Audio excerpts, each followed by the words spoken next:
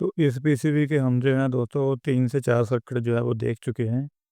एक हमने देखा था हमारा 50 हर्ट्ज़ का, और एक इसका फ़ैन, और इसके सेंसर जो है वो कैसे काम करते हैं, कैसे इस वाले एमसीयू को पता चलता है कि हमारे रेफ्रिजरेटर के अंदर कितना टेम्परेचर है।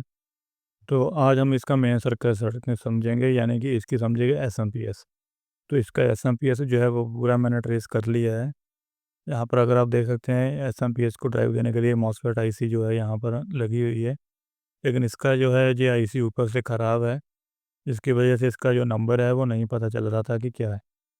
लेकिन जब हमारे पास सर्किट पूरा रेडी हो जाता है, जब हम उसे ट्रेस कर लेते हैं और पता चल जाता है कि कौन सी पिन क्या हो सकती है, तो उस कंडीशन के अंदर हमें आईसी का नंबर पता हो ना पता, इससे कोई चीज़ मैटर नहीं करती। जब हमारे पास सर्किट सामने आ जाता है, जब हम ट्रेस कर लेते हैं सर्किट को, तो हमें सर्किट कैसे बना हुआ है वहीं से पता चल जाता है कि आईसी की कौन सी पिन क्या होने वाली है। तो आज हम बात करेंगे इसके ऊपर। आज हम इस एसएमपीएस को समझेंगे कि कैसे ये काम हो रहा है, क्योंकि इसके अंदर जो है वो 15 वोल्ट, 12 वोल्ट और 3.3 वोल्ट भी बनाए जाते हैं। इस पीसीबी के अंदर ये वाला जो अंशु आप देख रहे हैं, इसके लिए 5 वोल्ट बनाए जाते हैं, जिसके लिए रेगुलेटर यहाँ पर लगा हुआ है। और हमारे जो कंप्रेसर को ड्राइव देता है एमसीयू, वो आप देख सकते हैं, वो वाला एमसीयू हमारा यहाँ है। इसके लिए रेगुलेटर यहाँ पर लगा हुआ है। यहाँ से हमारी जो पल्स आउट होती है इस एसएमटी से, जो भी सप्लाई हमारी आउटपुट होती है, उससे एक हमारे कंप्रेसर को ड्राइव देने के लिए आईपीएम के लिए चले जाती हैं 15 वोल्ट। तो इस पीसीबी के अंदर 15 वोल्ट पूरे नहीं बनते, वो 14.3 के करीब में जो है वो सप्लाई बनती है। और ये 3.3 वोल्ट के ऊपर रेगुलेटर लगा है, क्योंकि ये वाला जो एमसीयू है वो 3.3 वोल्ट के ऊपर काम करता है। तो अब हम जो है समझेंगे इसका एसएमपीएस, और आपको सभी को भी जो है इसका एसएमपीएस अपनी बुक के ऊपर बना लेना है। यहाँ पर जो भी कैपेसिटर लगे हुए हैं ये सारे इलेक्ट्रोलाइट कैपेसिटर हैं, जो इनकी वैल्यू है इनके ऊपर नहीं लिखी होती है। सिर्फ़ और सिर्फ़ माइक्रोफ़ैरड यहाँ पे लिखा होता है। तो मैं ऑलरेडी आपको जो है वो बता चुका हूँ 2-3 वीडियो के अंदर। तो इस वाली वीडियो के अंदर भी मैं वो स्क्रीनशॉट ऐड कर दूँगा, जिससे आपको पता चलेगा कि अगर यहाँ पर एच लिखा है तो ये कितने वोल्ट का है, अगर जे लिखा है तो कितने वोल्ट का है। तो अब हम समझेंगे इसका एसएमपीएस। अब हम समझेंगे कि हमारी एसएमपीएस सप्लाई जो है वो कैसे काम करती है। तो यहाँ पर पूरा मैंने एसएमपीएस का सर्किट जो है वो ट्रेस कर लिया है। आप सबसे पहले तो आप जो है इसका स्क्रीनशॉट लेके रख लें, ताकि आपको अपनी बुक के ऊपर इसे बाद में बनाना भी है। तो यहाँ पर आईसी का नंबर ना होने की वजह से मैंने कोई आईसी का नंबर यहाँ पर नहीं लिखा है। लेकिन सर्किट को ट्रेस करने के बाद हमें पता चल जाता है कि हमारी कौन सी पिन के ऊपर क्या होने वाला है। जैसे अगर हम देखेंगे तो इसकी 1 नंबर जो पिन है, वहाँ से हमारी जो आ रही हैं, अगर आप देखेंगे तो 9D, 9C, 9B और 9A, ये चारों ही रजिस्टर 1 मेगा ओम की है। और एक 15 किलो ओम की रजिस्टर यहाँ पर लगी है ग्राउंड के साथ में। तो इस वाले 1 नंबर पिन के ऊपर आपको जो है 1.2 वोल्ट मिलेंगे, जब हमारे पास 320 वोल्ट डीसी होंगे। और इसी तरह से इसकी एक दूसरी पिन अगर हम देखेंगे तो ये हमारी फीडबैक पिन है, ये ऑप्टो कपलर के कलेक्टर से कनेक्टेड है। तो हमारे इस एनोड के ऊपर अगर आप देखेंगे तो 12.7 वोल्ट से डायरेक्ट हमारे एलईडी को दिए गए हैं। यहाँ पर है हमारा TL431, और ये 2 रजिस्टरें बना रही हैं यहाँ पर हमारा डिवाइडर इसकी रेफरेंस पिन के ऊपर। और यहाँ पर है हमारे आईपीएम के लिए इस पीसीबी के अंदर 14.3 वोल्ट बनते हैं, और यहाँ पर 3.3 वोल्ट का एक रेगुलेटर लगा हुआ है। और यहाँ पर है हमारी प्राइमरी वाइंडिंग, ये हमारा एसएमटी ट्रांसफार्मर है, और इसको जो है ड्राइव देने के लिए, स्विचिंग करने के लिए, ये हमारी एक मॉसफेट आईसी है। तो हमारा ये एसएमपीएस कैसे काम करेगा, सबसे पहले हमने देखा था हमारी जो सैमसंग की पीसीबी थी, उसके अंदर भी हमारा ऑप्टो कपलर लगा था। लेकिन उस ऑप्टो कपलर के ऊपर हमने क्या किया था कि हमारी जो ये वाले वोल्टेज है, इनको हमने जो है वो कनेक्ट किया था इनके कलेक्टर के ऊपर, यानी कि उस आईसी को जो है पॉजिटिव फीडबैक हम दे रहे थे। लेकिन ज़्यादातर जो पीसीबी के अंदर आपको जो मिलेगा वो इस तरह का एसएमपीएस ही मिलेगा इसी पीसीबी में, जिनके अंदर जो है हम आईसी की जो है वो ग्राउंड फीडबैक देते हैं। जब हमारे आउटपुट के अंदर वोल्टेज पूरे हो जाते हैं, तब ये TL431 जो है इस एलईडी को ऑन करने के लिए ग्राउंड जो है वो आउटपुट करता है, जब इसकी 1 नंबर पिन के ऊपर 2.4 वोल्ट हो जाते हैं, तभी फिर हमारा ऑप्टो कपलर ये ऑन हो जाता है, और ये वाला जो ग्राउंड है हमारी आईसी को मिल जाता है, जिससे आईसी जो है अपनी स्विचिंग को स्टेबल कर लेती है। तो सबसे पहले हम देखेंगे कि कहाँ पर हमारा कौन सा कंपोनेंट लगा है और यहाँ पर हमारा एसएमपीएस जो है वो कैसे काम कर रहा है। तो यहाँ पर है हमारा 320 वोल्ट का मेन कैपेसिटर, यहाँ पर हमारे डीसी वोल्टेज बनते हैं। यहीं से हमारी प्राइमरी वाइंडिंग को वोल्टेज जाती हैं और आ जाती हैं आईसी की 5 नंबर पिन के ऊपर, जैसे कि ड्रेन पिन है। यहाँ पर D3 अगर आप देखेंगे तो एक फास्ट रिकवरी यानी कि अल्ट्रा फास्ट रिकवरी डायोड यहाँ पर लगा हुआ है। और यहाँ पर जो भी डायोड लगे हुए हैं, ये 2 डायोड, ये वाले डायोड, ये वाले डायोड, तो इसका जो नंबर है मैंने यहाँ पर लिख रखा है ES3DB। जब आप इसे सर्च करेंगे, इसकी डाटा शीट निकालेंगे, तो उसके अंदर आपको पता चल जाएगा कि हमारी जो ये डायोड जो है यहाँ पर लगे हुए हैं, ये अल्ट्रा फास्ट रिकवरी डायोड है। अगर आप गूगल से डाटा शीट नहीं निकालना चाहते तो आप जो एआई का यूज़ करिए, चैट जीपीटी जो है, आजकल सभी लोग जो है उसकी हेल्प ले रहे हैं, चाहे वो किसी भी फील्ड के अंदर हों। तो आप जो है अगर चैट जीपीटी से ES3D5 डायोड कौन सा डायोड है, ये लिख के भी सर्च करेंगे तो चैट जीपीटी आपको बता देगा कि ये कौन सा डायोड है। तो अब दोस्तों ये आईसी काम कैसे करेगी, यहाँ पर है हमारी सेकेंडरी वाइंडिंग। मैं आपको बता दूं कि यहाँ पर ये वाली हमारी जो वाइंडिंग है, यहाँ पर 2 डायोड लगे हुए हैं। यहाँ पर मैंने लिख रखा है VCC फॉर आईसी। तो ये वाली VCC सप्लाई हमारे यहाँ पर आती है, यहाँ पर भी मैंने 14.3 वोल्ट लिखा है। तो ये इस आईसी की जो है वो VCC पिन है, जहाँ पर हमें 14.3 वोल्ट मिलते हैं। ये 47 माइक्रोफैरड का यहाँ पे कैपेसिटर है। और ये वाली सप्लाई जो होती है, ये हमारे आईपीएम और हमारे एक तरह से हम कह सकते हैं हमारा जो दूसरा माइक्रो कंट्रोलर है, जो 3.3 वोल्ट के ऊपर वर्क करता है। आईपीएम और 3.3 वाला वोल्ट के जो हमारे वोल्टर बनते हैं, इनका जो ग्राउंड है और ये वाला मेन सोर्स वाला जो ग्राउंड है, ये एक ही है। इसका जो ग्राउंड है वो अलग है। ये हमारा जो एमसीयू हमारा जो 5 वोल्ट के ऊपर काम करता है, ये वाले वोल्टेज उससे उस वाले माइक्रो कंट्रोलर के लिए हैं, जहाँ पर हमारे सेंसर और रिले लगी होती हैं। तो यहाँ पर हमें 12.7 वोल्ट मिलते हैं इस डायोड के ऊपर। उसके बाद इन्होंने फिर से एक डायोड लगा रखा है यहाँ पे, जो ये वाले 700 मिली वोल्ट है, वो ये वाला जो डायोड है वो ड्रॉप कर देता है, जिसकी वजह से हमें इस कैपेसिटर के ऊपर 12 वोल्ट मिलते हैं।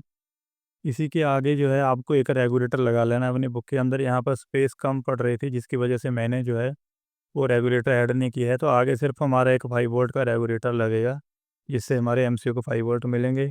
और ये वाले हमारे कंप्रेसर को ड्राइव देते हैं, ये हमारे आईपीएम के लिए वोल्टेज हैं और ये हमारे माइक्रो कंट्रोलर के लिए। तब आईसी हमारी काम कैसे करती है, सबसे पहले जब इसकी पिन के ऊपर हमारे ये वाले वोल्टेज 1 वोल्ट से लेके 1.2 वोल्ट मिल जाते हैं, तो ये हमारी आईसी की, इसे हम कह सकते हैं कि ये हमारी अंडर वोल्टेज और ओवर वोल्टेज जो है प्रोटेक्शन के लिए जो है, ये सर्किट हम कह सकते हैं, ये वाली पिन है हमारी 1 नंबर।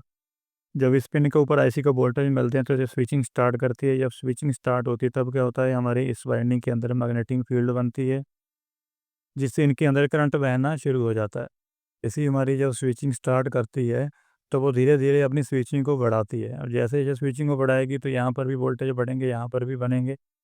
सब हमारे वोल्टेज आउटपुट के अंदर पूरे हो गए हैं, ये हमारी आईसी को भी पता होना ज़रूरी है, नहीं तो फिर ये अपनी स्विचिंग को एक लिमिट तक बढ़ाएगी, उसके बाद ये ओवरलोड कंडीशन में चली जाएगी। तब हमारे पास प्रॉब्लम आती है कि कभी एक बार वोल्टेज बनते हैं फिर ड्रॉप हो जाते हैं, बनते हैं फिर ड्रॉप हो जाते हैं। वो 90% केसेस में तभी होता है जब हमारी आईसी को फीडबैक नहीं मिल पाता है, या फिर हमारी आगे कोई शॉर्टिंग हो जाती है, हमारा TL4 या फिर कोई जेनर डायोड है वो हमारा शॉर्ट हो जाता है। तो दोनों कंडीशन में एक जैसी ही सिचुएशन बनती है, एक ही प्रॉब्लम आती है। तो हमारी आईसी को फीडबैक कैसे मिलेगा, उसके लिए हमने एक लगा रखा है TL431 और एक हमारा ऑप्टो कपलर। अब जैसे जैसे हमारी इस पिन के ऊपर वोल्टेज बढ़ेंगे, तो ये 12.7 वोल्ट से जो है ये डिवाइडर बनाया गया है। जब यहाँ पर 12.7 वोल्टेज हो जाएंगे, तब हमारी एक यहाँ पे लगे 2K की रजिस्टर। इस रजिस्टर के ऊपर जो है आपको लिखा हुआ मिलेगा 30C। ये E196 सीरीज़ की जो है वो रजिस्टर हैं। आजकल ऐसी रजिस्टर है जो आने लग गई हैं। तो आजकल आपको पीसीबी के अंदर ऐसी ही रजिस्टर देखने को ज़्यादातर मिलेंगी। तो इनकी कैलकुलेशन बहुत थोड़ी सी लंबी है, हालांकि ये हज़ारों के हिसाब से हैं रजिस्टरें। तो आप लोगों को जो है वो व्हाट्सअप के अंदर ही मैं ये सारे पीडीएफ जो है वो सेंड कर दूंगा। तो आप जो है ये पूरा चार्ट ही निकाल के अपने टेबल के ऊपर चिपका सकते हैं, क्योंकि ये रजिस्टरें जो है हज़ारों की तादाद में हैं, तो इनकी वैल्यू याद रखना पॉसिबल नहीं होता हर किसी के लिए। तो यह एक यहाँ पर रजिस्टर हमारी लगी है ग्राउंड से 4.87 के, इसके ऊपर लिखा है 67B, यानी कि 67B का मतलब हो गया हमारी ये 4.87 किलो ओम की रजिस्टर है। तो ये सारी चीज़ें तो आपको जो है वो PDF मिल जाएंगी। तो होता है क्या है, हमारा TL431 पहले हम समझेंगे कि कैसे काम करता है। जब हम इसके पिन के ऊपर रेफरेंस, 1 नंबर पिन इसकी रेफरेंस होती है, 2 नंबर पिन होती है इसकी एनोड और 3 नंबर पिन होती है इसकी कैथोड। जब यहाँ से धीरे धीरे स्विचिंग ऐसी बढ़ाएगी, यहाँ पर धीरे धीरे वोल्टेज बढ़ना शुरू होंगे, तो इस पॉइंट के ऊपर भी है धीरे धीरे वोल्टेज बढ़ेंगे। जब इसके पिन के ऊपर 2.4 वोल्ट हो जाते हैं, तब ये IC काम करना स्टार्ट करती है। तब ये क्या करती है, हमारे इस वाले ग्राउंड को, यानी 2 और 3, ये IC हमारी 2 और 3 पिन को जो है वो कंडक्ट करना स्टार्ट कर देती है, जिससे होता क्या है कि ये वाला जो ग्राउंड है हमारे इस ऑप्टो कपलर को मिल जाता है। और इस ऑप्टो कपलर को जो है यहाँ पर हमारे जो भी वोल्टेज बनते हैं, यहीं से एक 2.7 किलो ओम की रजिस्टर R51 जो है इस रजिस्टर का लोकेशन नंबर है, तो ये डायरेक्ट दिए जाते हैं हमारे इस ऑप्टो कपलर के ऊपर। और जब हमारा TL431 ऑन होता है, इसकी रेफरेंस पिन के ऊपर 2.49 वोल्ट जो है, और ये 2.5 वोल्ट भी हो सकते हैं, ये हमारा TL431 यहाँ पे ग्राउंड भेज जाता है, जिससे हमारा ये ऑप्टो कपलर ऑन हो जाता है। और यहाँ पर अमीटर है हमारा, यहाँ पर हमने जो है ग्राउंड दे रखा है। जब ये ऑन होता है हमारी LED, तो ये कंडक्ट होना स्टार्ट हो जाता है, यहाँ पर अमीटर और कलेक्टर। और ये वाला ग्राउंड हमारी IC को यहाँ पे 2 नंबर पिन के ऊपर मिल जाता है, जिससे हमारी IC को पता चल जाता है कि आउटपुट के अंदर हमारी जो वोल्टेज है वो पूरे हो चुके हैं, जिससे ये IC हमारी जो स्विचिंग है वो स्टेबल कर देती है। और यहाँ पर 7 नंबर पिन में अगर आपको बताऊँ कि 8 नंबर पिन जो है वो हमारी सोर्स है, यही वाला सोर्स हमारा ग्राउंड है। और 7 नंबर पिन हमारी VCC है, इसको VCC सप्लाई यहीं से आती है। ये वाला जो दूसरा डायोड है हमारा, ये डायरेक्ट हमारा यहीं पर कनेक्टेड है। 1 नंबर पिन हमने देखना था कि इसके अंडर वोल्टेज ओवर वोल्टेज है, और 2 नंबर पिन हमारी फीडबैक है। 3 नंबर पिन जो है अगर हम देखेंगे तो यहाँ पर दो हमारी रजिस्टर लगा रखी है 1.5 ओम की ग्राउंड के साथ में। हमारी CS पिन हो सकती है, यानी कि करंट सेंसिंग पिन है। यहाँ पर भी आपको लो वैल्यू की रजिस्टर लगे ग्राउंड के साथ में, तो यानी कि ये रजिस्टर जो हमारी है, ये हमारी जो है लोड को सेंस करेगी, जिसे हम करंट सेंसिंग पिन जो है वो कहते हैं। 4 नंबर पिन इसकी MC है, नॉट कनेक्टेड है। 5 नंबर पिन है हमारी ड्रेन, 6 नंबर पिन हमारी नहीं है, 7 नंबर हो गई हमारी VCC, तो 8 नंबर पिन होगी हमारी सोर्स। अगर कोई भी PCB हो या कोई भी आपकी IC हो, अगर फट जाती है, आपके पास नंबर नहीं है, लेकिन आप उसकी जगह ज़रूरी नहीं है कि सेम नंबर की ही आपको IC लगानी है। आपको जो है इस सर्किट से आपको पता चल जाएगा कि अगर आप उसका थोड़ा-सा भी सर्किट ट्रेस कर लेते हैं, तो आपको पता चल जाएगा कि कौन-सी पिन कौन-सी है। तो आप जो है उससे मिलती-जुलती IC जो है वो लगा सकते हैं। बस हमें ये देखना होता है कि हमारे SMPS के अंदर लोड कितना है। ज़्यादातर जो हमारी SMPS का लोड है वो 700 मिली एम्पेयर से ज़्यादा नहीं होता है। इसके अंदर हमें क्या करना होता है, हमारी 1 से 2 रिले होती हैं हमारी PCB के अंदर। हमारे PCB के अंदर ज़्यादातर 1 या 2 रिले होती हैं, उनको चलाना होता है, और 2 हमारे माइक्रो कंट्रोलर होते हैं, और एक होता है हमारा IPM। तो IPM के अंदर जो कंट्रोल सिस्टम लगा होता है, उसके लिए हमें 15 वोल्ट चाहिए होती है। तो हमारी जो ज़्यादातर ICयाँ होती हैं वो 700 मिली एम्पेयर, कोई ही बहुत ही कम IC होती है 1 एम्पेयर तक होती है। वो भी हमारे सर्किट के लोड के हिसाब से होता है। तो अगर आपके पास कभी भी IC ख़राब हो जाए या फट जाए, तो आप जो है उससे मिलती-जुलती IC भी वहाँ पे लगा के सर्किट को रिपेयर कर सकते हैं। तो इस तरह से जो है हमारा SMPS काम करता है। अब ज़्यादातर इनके अंदर यही प्रॉब्लम आती है, या तो फिर ये IC शॉर्ट हो जाती है, या फिर जो है हमारी कभी वोल्टेज बनते हैं, कभी नहीं बनते हैं। तो उस कंडीशन में आपको TL431 पे चेक करना है कि ये हमारा शॉर्ट तो नहीं है, ऑप्टो कपलर चेक करना है, क्योंकि ये प्रॉब्लम हमारी ज़्यादातर फीडबैक की इन दोनों के कंपोनेंट से ही आती है। ये दोनों कंपोनेंट जो है हमारे यहाँ, ये फीडबैक के लिए ही यहाँ पर लगे हुए हैं। स्विचिंग का अगर आपके पास DSO नहीं है, तो कोई ज़रूरत नहीं होती है कि आपको DSO से स्विचिंग का पता चलेगा। अगर आप ग्राउंड और इस पिन के ऊपर भी मल्टीमीटर लगा कर रखेंगे, अगर यहाँ पर स्विचिंग होगी तो यहाँ पर भी एक बार वोल्टेज हमारे बनेंगे। अगर कभी भी आपको SMPS के अंदर कोई भी शॉर्टिंग नहीं मिलती है, लेकिन आपके जो है वो वोल्टेज नहीं बन रहे हैं, तो आपको यही काम करना है कि उसको सीरीज़ में लगाने से पहले यहाँ पर मल्टीमीटर लगा लेना है और उसे ऑन कर देना है। हो सकता हो कि उसके अंदर एक बार वोल्टेज बनते हो, फिर ड्रॉप हो जा रहे हो, फिर बनते हो, फिर ड्रॉप हो जा रहे हो। तो इस तरह से हमें ये भी पता चल जाता है कि हमारी आईसी जो है वो स्विचिंग तो कर रही है, लेकिन आगे जहाँ तो हमारी कोई शॉर्टिंग है या फिर हमारी आईसी को फीडबैक जो है वो नहीं मिल रहा है। तो ये पूरा सर्किट जो है आप अपनी बुक के ऊपर बना लीजिए, और इन रजिस्टर का जो है वो आपको मैं व्हाट्सएप के ऊपर ही पीडीएफ जो है वो दे दूँगा। इससे अगर ऐसी कोई रजिस्टर हमारे पास लगी होगी तो आपकी वैल्यू, तो आप लोग जो है उससे आपकी वैल्यू निकाल सकते हैं रजिस्टर की।